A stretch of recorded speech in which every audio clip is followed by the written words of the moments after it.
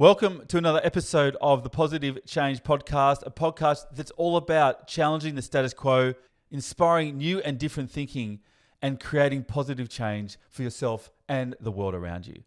I'm your host, Dr. Richard Harmer, and in this particular podcast, I dive into a topic that I've explored before, purpose, enduring life purpose, and the idea of the higher calling. This is part of a series around the Positive Change Podcast that's really focused on the application and the exploration of spiritual ideas and spiritual concepts within the organizations or within organizational context. And this is a topic that's really near and dear to my heart. So if you're really thinking about how do you consider bringing more of yourself to your work, more of your higher self, your spiritual self into the work context, and how you can bring more of who you are and want to be into that field of work, this podcast is for you.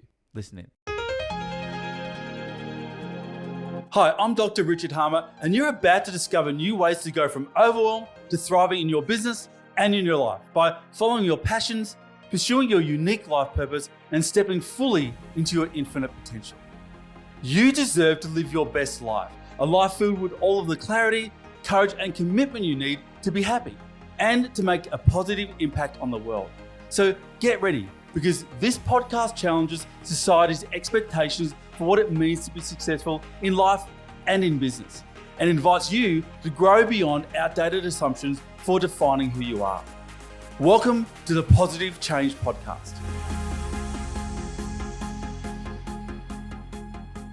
So welcome to another episode of the Positive Change Podcast, and I'm your host, Dr. Richard Harmer. Yesterday I was listening to a song, it's a pop song, and some of the lyrics are overlaid by a meditation teacher talking about meditation and mindfulness. And the overlay went something like this: feel alive, feel the touch of your heart, feel the longing for yourself, feel the positive impulse to pursue meaning and change. And I thought to myself, hey, that's kind of relaxing, one thing, but really interesting how we're overlaying in this particular pop song some lyrics that have a spiritual framing to them. And it got me thinking about the importance of revisiting and staying connected to spirituality within all domains of our lives, including within work. You know, that domain of life where it's often considered to be taboo or an often not spoken about topic, you know, your spirituality within the workplace. Many of you might know that I completed a PhD many years ago now exploring spirituality with a particular question. I was exploring, what is a spiritual life? What are its considerations? What are its factors? What are its elements? What are the benefits of exploring spirituality in life? What are the outcomes?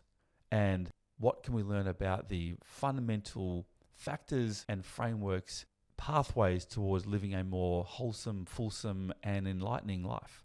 Now, in that PhD, I identified 4 spiritual beliefs, 4 ways of making sense in the world and of ourselves in our world that underpin spirituality. Whether we think about a pathway of spirituality that's more Christian faith or Buddhism, Hinduism, or whatever it might be, whatever your particular pathway is, what are the fundamental beliefs, ways of thinking, ways of interpreting our experiences that underpin and help us live more fulfilling lives? One of those is a belief or an understanding that life has an elegant order, a meaning, a direction, a purpose within it.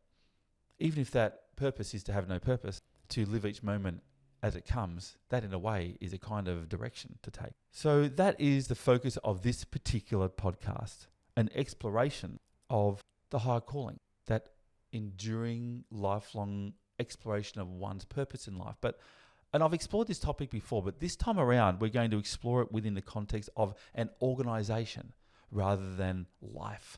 Now, the ultimate life meaning of humanity, one could say, is the impulse to evolve. Pretty sure there was a Dan Brown book on this topic at some point in time. But I'm taking this idea of the impulse to evolve as an inherent meaning in life from a book called Power and Love. Now, Adam is a futurist who explores and helps societies and community explore really big picture systemic futures for change for the future of the planet.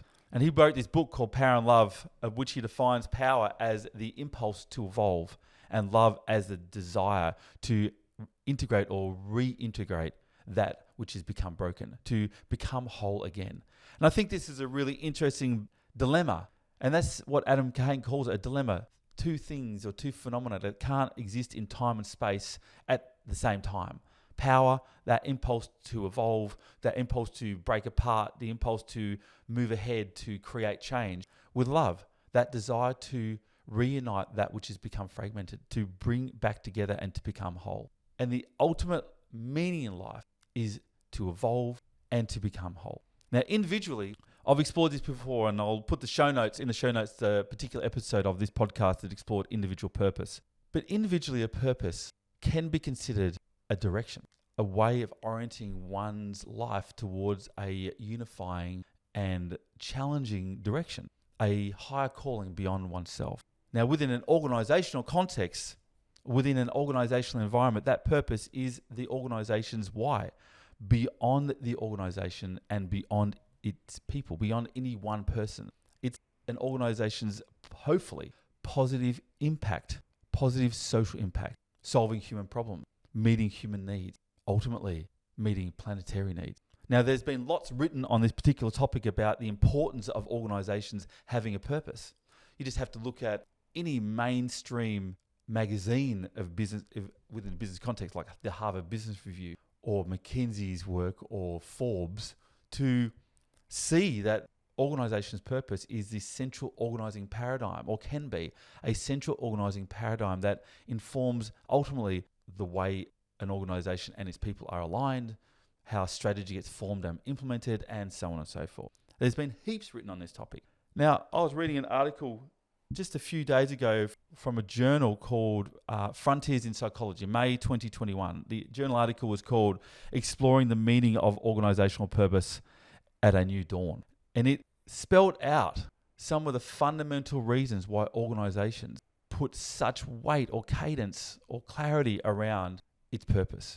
And they identified within this particular peer-reviewed article, this psychological journal, relevant to organizations, Frontiers in Psychology, 5 fundamental reasons why an organization would put a purpose at the cornerstone, at the very heart of why that organization exists. Significance, aspiration, direction, unification, and motivation.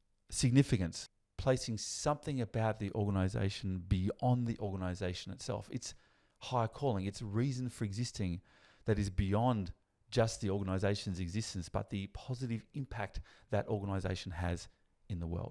Aspiration, the organization's ambition for the future. Direction, the organization's pathway, the way it goes about implementing its purpose, a way of understanding how it organizes itself along a pathway, a strategic direction towards the implementation or the realization of that purpose. Unification, all about aligning its people towards some common goals, some common direction, and helping people stay motivated, finding the passion, finding their desires within organizational. Now, I found it's really interesting to think about why is it that organizations put such weight on having a purpose beyond the most obvious goal of an organization. If it's a commercial organization, the pursuit of profit.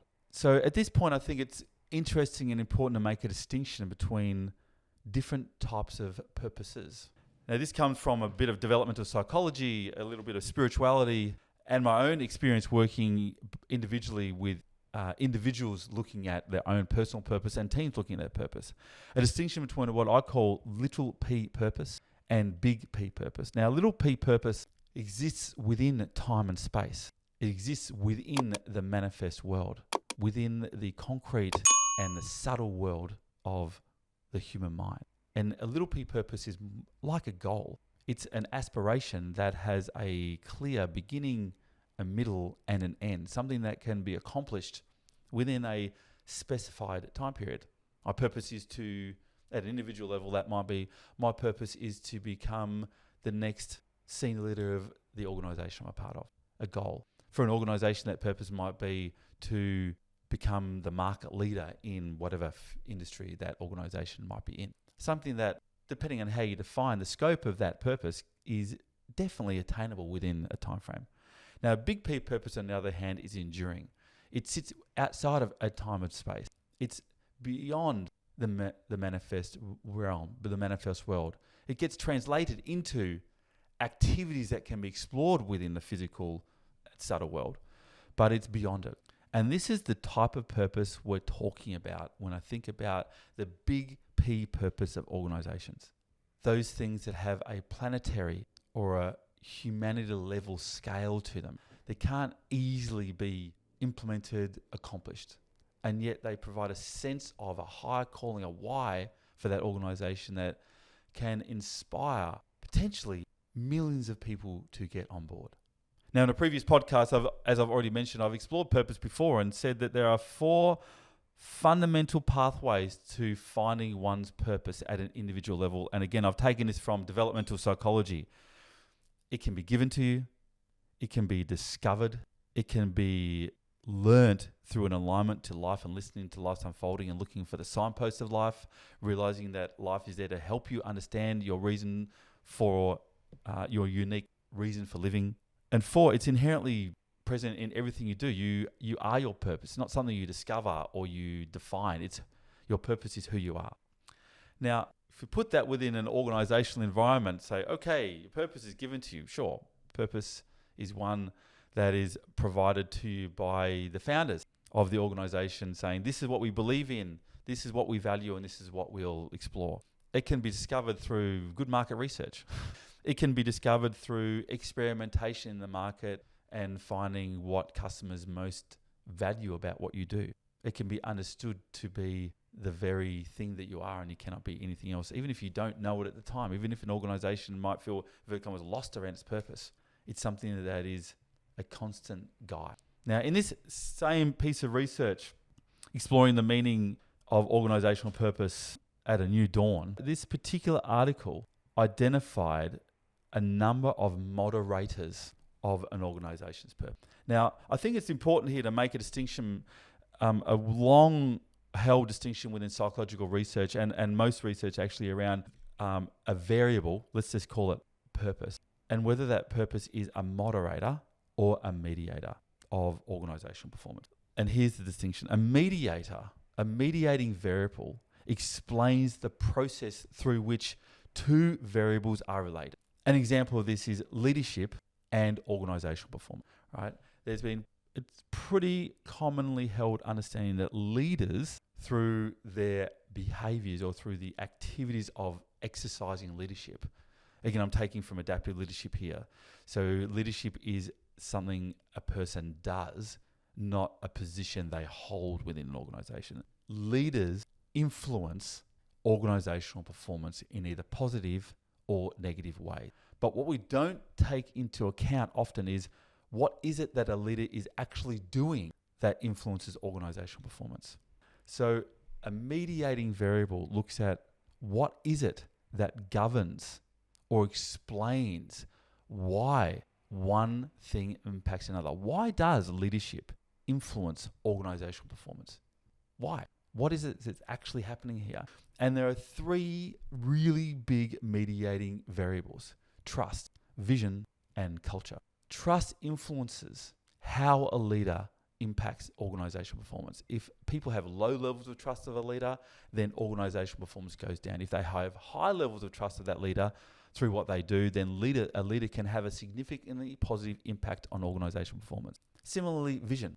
If a leader has a very clear vision about how they seek to influence the organization towards greater levels of performance, then that clarity of vision can positively influence a leader's ability to drive performance. If they lack a vision, the adverse applies. Organization's culture can also influence how a leader influences organizational performance or not. That's a mediating variable. If the variable is absent, then the phenomena of leadership, in instance, doesn't necessarily work that well. A moderating variable, on the other hand, is like a thermostat. It defines the strength and the direction of that relationship. Now, what's really interesting here is although an organization can perform without a purpose, profit for example, having a purpose in place amplifies the strength and direction of the performance of the organization as a moderating variable. It amplifies things. So what's actually happening? What are the factors that amplify an organization's purpose? Because most organizations, well, in fact, all organizations have a purpose, whether they know it or not. What are the things that influence and amplify how that purpose is brought to life? Now, I think this is really important for how organizational leaders consider their role in bringing to life and pursuing the organization's purpose and aligning themselves and the people around them towards that purpose. So this same article, Exploring the Meaning of Organizational Purpose at a New Dawn, how this research was undertaken is they did expert interviews with 44 people, 12 academics and 32 practitioners around organizations, skilled expert consultants, and asked them, why is it, or how is it that an organization's purpose is best amplified to drive whatever the pursuit of that purpose is? And four factors came out of this research, what I think are really, really interesting. The first thing is, and this is incredibly important for leaders who are about supporting themselves and the people around them to bring to life the organization's purpose. Number one, and most importantly, is authenticity. The words and the actions of leaders need to align with purpose at all times. I think I've shared this before on previous podcasts, but I'll say it again, that human beings have a fairly finely tuned bullshit meter. They can pretty clearly tell whether someone is being genuine or not. And all activities of the organization, whether it be an individual or a systems or a process or the strategy or the organization's KPIs or metrics, everything to do with that organization needs to authentically align with the organization's purpose. The words and actions of its people, the activities the organization says yes to and pursues, it says no to and says it won't pursue, all of those elements of the organization need to be aligned with the pursuit of purpose to truly amplify and get the most out of the organization's purpose and realize its enduring reason for being. Now, in my experience, sometimes purpose can get lost with the bottom line. A purpose is beyond profit, and it's beyond any one person's vested interest in trying to influence an organization in a certain direction for personal gain. Now, in this article, we hear this, they define this as people washing, trying to, for want of a better phrase, gaslight individuals to believe they're pursuing a purpose when actually they're pursuing something that's about profit or personal gain. And it just doesn't cut it. It may have in the past, but I think what's really fascinating about organizational life at this time, and increasingly so as we look to the future, is individuals are making really clear choices about who they will and won't work for. And consumers are making really clear choices about what goods and services they will purchase from one organization over another based upon the authenticity of that organization in how it pursues its purpose. The second factor that both defines the strength and the direction of how an organization's purpose is brought to life is a moderating variable called balance.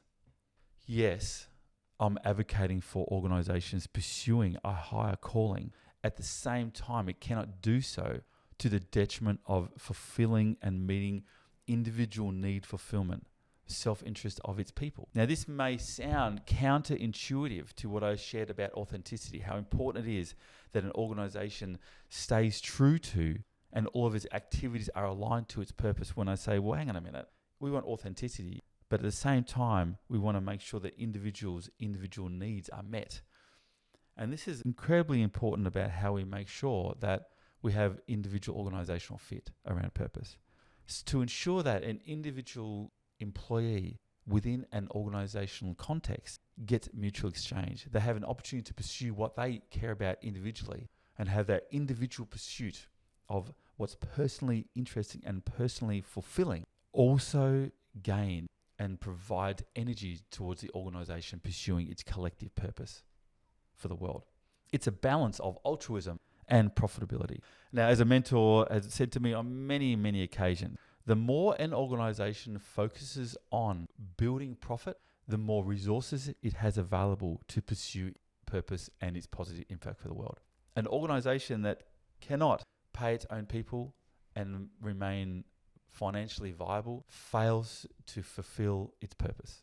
So it's a balancing act between, are we a profitable organization and a purpose-led organization?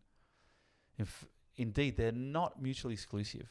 One fuels the other, and the latter informs the former. Altruism and profitability go hand in hand. Now, the third factor, this third moderating variable that helps organizations bring their purpose to life and builds the strength and amplifies the direction, is communication. Clear, concise, and consistent communication. A clear and consistent narrative that inspires and invites people to get on board and get involved in making that purpose happen. Now, I really like the work here of the futurist John Hagel from the Center of the Edge, who speaks about the difference between a story where most people reading or witnessing a story are on the outside watching a protagonist go through the struggles in order to realize something important to them, and a narrative that is open-ended that we're all involved in. A purpose can become a call towards a future that we can all create. But the challenge here is you can't live a purpose you don't hear about.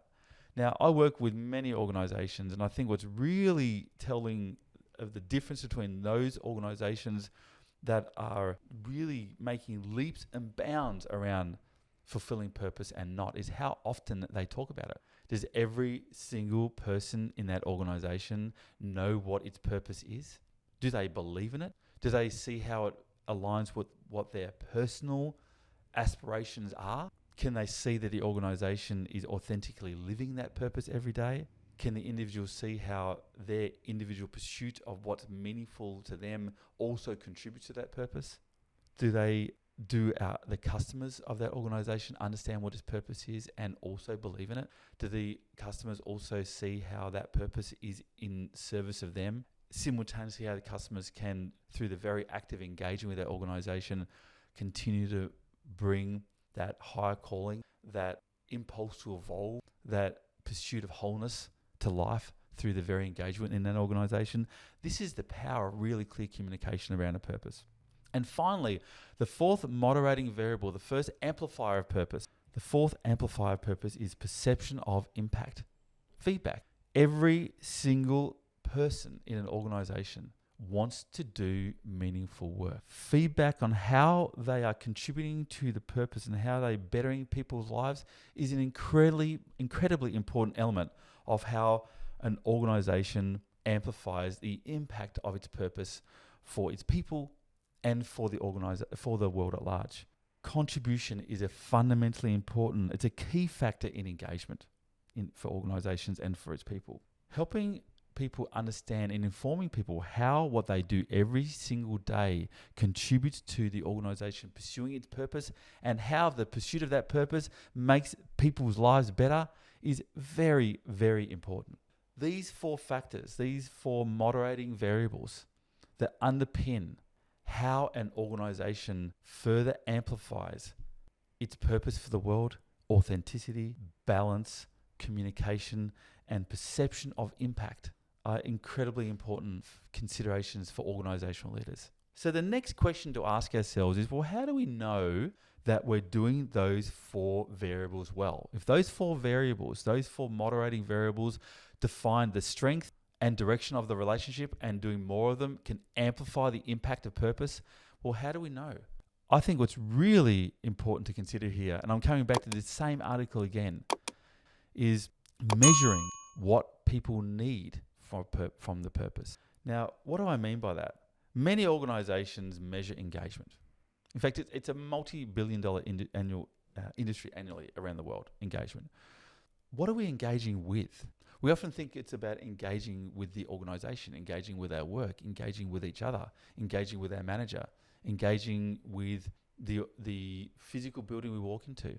And yes, engaging with our purpose. But in what ways?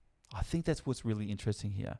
And coming back to this research paper, People engage with purpose for one of 5 key reasons: the individual and collective pursuit of significance, as an aspiration, a way of providing clarity of direction, a way of unifying a large number of people towards some common focus, and the pursuit of motivation. And each individual person within your organization is probably going to need something different from the organization's purpose. Again, this is a balancing act between the organization's purpose being a higher calling and the way it's brought to life for people individually. So one of the things that is really important for leaders to consider is, well, what do our people need our purpose to provide for them? The organization is pursuing its purpose for something greater than itself, but what does their purpose need to provide for our people? Significance, aspiration, direction, unification, motivation. The end result of finding this out for each of our people and ensuring that our purpose amplifies this experience for each individual need is increased organization and organizational fit, and increased individual performance. Now, the essence of a purpose, as I've shared earlier, at an organizational level is the impulse to evolve. To get really clear here, the impulse to evolve is a very human need. We cannot not evolve. Just like at a physical or a concrete or a physiological level, a child can't stay a child forever. Physiologically, they grow up. Similar to our psychological need, the need to understand and grow is a fundamental psychological need of all people. Now, if we apply that similar idea to an organization, that need is like the problem the organization solves for the world. What problem does your organization solve? Now, I'm going to sort of come back around to conclude this podcast thinking about these 4 elements one last time: authenticity, balance, communication, and perception of impact. And say that authenticity around purpose is fundamentally the most important. An organization's purpose statement is not necessarily an organization's purpose. What's really important to consider here is that we spend a lot of marketing money trying to create the perfect statement around what an organization's purpose is, something for the annual report or the website. That purpose statement that's supposed to be the call and cry, the catch cry of the organization, the heralding cry for aligning people towards some greater good, isn't always the organization's purpose. An organization's purpose is first considered through the founding values and founding vision of those people who commenced the organization. And that essential DNA is a continuous presence within the organization. But an organization's purpose can continue to grow up. It's the distinction between the big P purpose, that thing that is enduring beyond any time, beyond time and space, and the little p purpose, how it gets manifested in the tangible world. What's most important here is to listen to our people about what they say the purpose of the organization is. The collective essence of our people define and bring to life what our purpose continues to become. It's who we are becoming as much as who we are now. The authentic, felt and lived sense of the why of the organization is something that is dynamic. It's not a few words on a business card or the first statement on the about section of our website. Our organization's purpose is a living, breathing expression of our people. It's a thing that creates and reinforces significance at both an individual and a collective level. It's an aspiration, a call and cry for our people to pursue. It's a direction of how we're going to get there and what we will and won't do, a way of unifying the diversity of our people towards a collective orientation, and a way of motivating and tapping into the very presence and passion of our people in significant and enduring ways. With life becoming increasingly complex and organizations becoming increasingly complex too, our purpose is an important way of helping individuals make sense of life. Many people spend a good portion, ideally 40 hours or less at work, but for many people, more than 50 or 60 hours a week at work. Now, that's a comment for another time. I did my master's degree in work-life balance, and the ideal number of hours per week where the optimal performance is certainly not above 40. But having said that, with so many people spending so much time at work and life itself and work becoming more complex, purpose is a way of helping individuals within organizations make sense of life in ways that traditional going to church on Sundays may have done in the past. And purpose invites a spiritual conversation and a spiritual connection to occur within and at work, and ultimately invites each and every one of us to bring our whole selves to work, not just our cognitive mind or our intellectual expertise, not just that particular skill we learn at university or on the job somewhere, our whole self, those aspects of ourselves that we traditionally would have reserved for the weekend. Now, I'm not suggesting that we need to bring every aspect of ourselves to work and exhaust ourselves for some organizational goal. But what I am saying is that we have an opportunity to not hold back in life and at work, to deeply embrace what's individually motivating and individually important and bring that for collective benefit. So that's another episode of the Positive Change podcast. Please feel free to leave comments in the comments section below. Let me know what you think. Until next time, see you soon. Hi, and thank you so much for checking out another episode of the Positive Change podcast. If you enjoyed this episode, please hit subscribe using the button below, and make sure you also click the bell icon to get notified every time we release a new episode. If you're looking for the show notes for this episode, we have them in the link underneath, as well as our social media handles and some links to free training and other offers that we drop from time to time to help you go from overwhelmed to thriving in pursuing your best life. So go ahead and check out this episode's show notes if you're interested. And thank you so much for tuning into the Positive Change podcast.